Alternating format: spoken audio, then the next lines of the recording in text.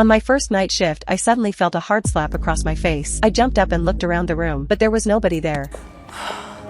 When I touched my cheek and saw the red handprint, I knew it was real. At first I thought one of my coworkers was playing a prank on me. This all happened in a hospital in Mexico. It was my very first day working there. They assigned me to the intensive care unit for the overnight shift. The head nurse handed me a ring of keys for every room. She warned me not to talk to anyone during the night. When I finally reached the ICU, the empty hallway made my skin crawl. I forced myself to walk forward and begin my rounds. At first everything seemed completely normal, but while I was changing a patient's bandage, I suddenly heard a faint song.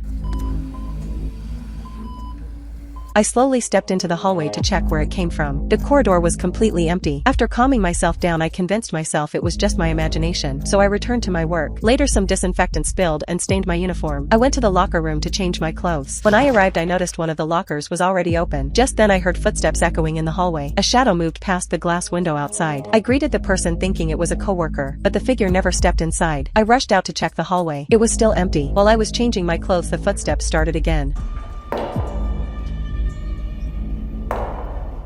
I quietly climbed onto a locker and peeked out through the gap. The shadow was slowly moving down the corridor. It moved stiffly like some kind of walking corpse. Watching it made my heart pound with fear. The figure seemed to be heading straight for the locker room, but in the next second it simply vanished. At first I still believed a coworker was trying to scare me. I went back to the patient rooms to check on everyone. Then something even stranger happened. I was about to give one patient a painkiller injection, but he told me someone had already given him the shot. He said the person was wearing a black cloak. I checked the medical logbook. There was a fresh entry written there, and the medicine tray was missing one dose. Even then I still thought someone was messing with me. I was angry and stormed to the nurse's station, but my coworker told me something chilling. The ICU keys were only given to me and the doctor. No one else could possibly enter the unit. She also said that a black cloak was part of the uniform from 100 years ago. Then she warned me never to fall asleep during a night shift. When I returned to the ICU, the lights suddenly began flickering. The footsteps and the distant singing returned again. A strange shadow slowly appeared in the corner. I carefully walked closer. I needed to see who or what that shadow really was.